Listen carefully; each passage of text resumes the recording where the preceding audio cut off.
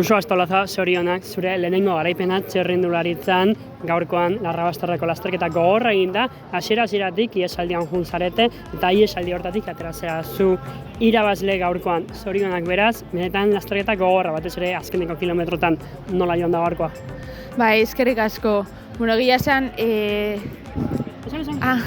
karrera hori hasieratik ja arrankatu dugu, iesaldi bat sortu dugu ginen gehiengoa, eta bueno, hor jungean ondo ulertu gan ikuste, eta ja, momentu batean atakatu dugu, 3 jungea, Olatz Market, Alizkautinotani, eta bueno, 3 ondo ulertu ga, kilometro esentein ditugu batea, eta bigarren bueltan igoeran Alizek atakatu du, eta hor ja 3 sakabanatu da, Alizkunda, gero ni, eta gero Olatz.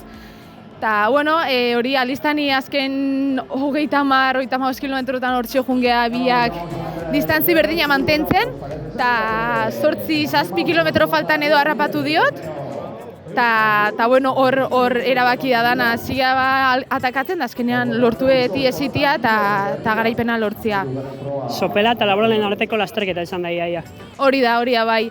Eta, bueno, egia esan oso pozik lehen garaipena lortuta, eta noski taldean lana goraipatzeko eta eskerrak emateko talde guztiai. Zorionak. Eskerrik asko.